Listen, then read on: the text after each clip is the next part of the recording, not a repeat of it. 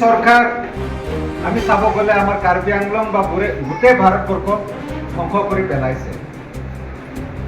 কিয় পেলাইছে আপোনাবিলাক চাওক।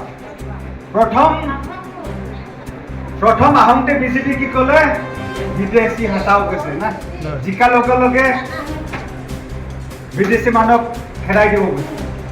আৰু বহুতখিনি মিছলনীয়া প্ৰচাৰবিলাক কৰিছে। আপোনাৰবিলাক 15 লাখ পালেনে? পাইছে নেকি? অটোনমাস স্টেট দিম বলে কৈছে পালেনে?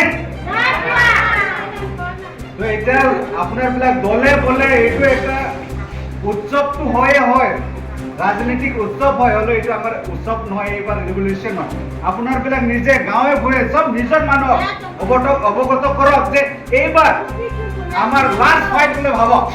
আপোনাবিলাক উঠি আহক, যিমান আই মাতৃ ভাই বন্ধু যিমান নিজৰ পৰিয়াল আছে চবক কওক যে এইবাৰ APHLC ভোট দি জয়যুক্ত কৰিব লাগে, নহ'লে আমাৰ এই কাৰ্বি আংলং দেশখন নাবাচে বুলি আপোনালোকে চিন্তা কৰি লওক।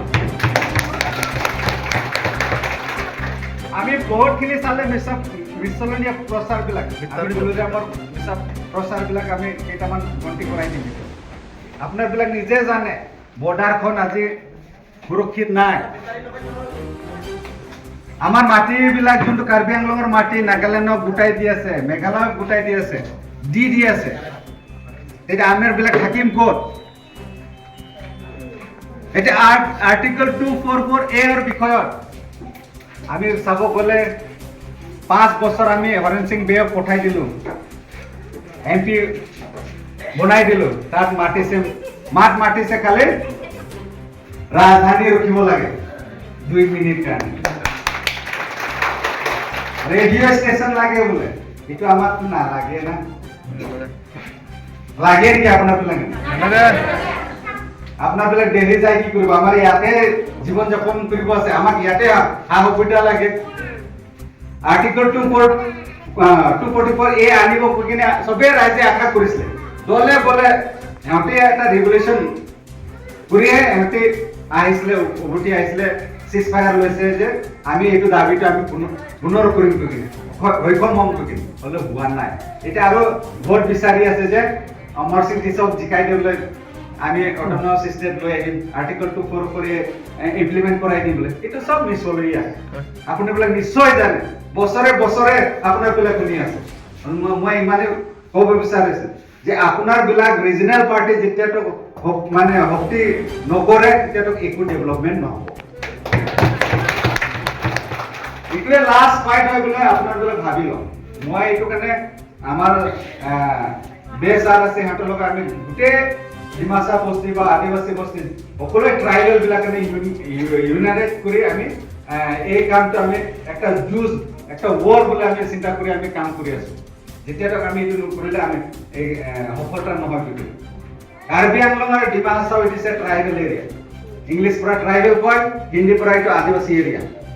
আপোনাৰবিলাক নিশ্চয় বুজিব পাৰে, বা প্ৰাইম মিনিষ্টাৰ আহিলেও বা অপজিশ্যন লিডাৰ ইভেন ৰাহুল গান্ধীবিলাক আহিলেও আদিবাসী লোক বোলে ক'ব হিন্দী পৰা, হ'লে এইটো নাভাবিব যে আমাৰবিলাক কেনে কৈছে ইউ অল আৰ আদিবাসী।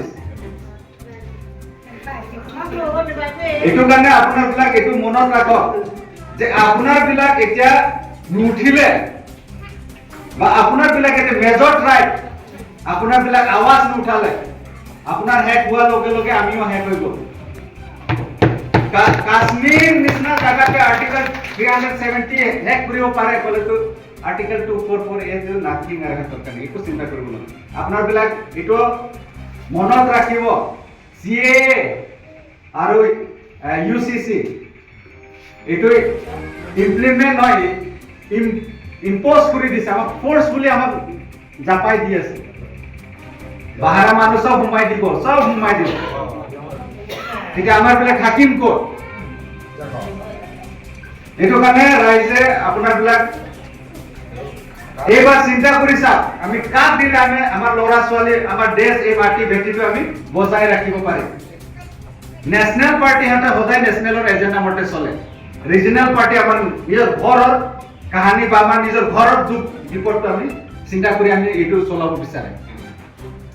এইটো কাৰণে আপোনালোকে ৰিজনেল পাৰ্টিক এইবাৰ জিকাই চাওক স্যাৰ জয় কাটাৰ স্যাৰ অনলি ক্যাপাবিলিটি বা ক্যাপাসিটি আছে এইটো মানুহে যে আৰ্টিকেল 244A বিষয়ে দি পাৰ্লিমেণ্টত ক'ব পাৰিব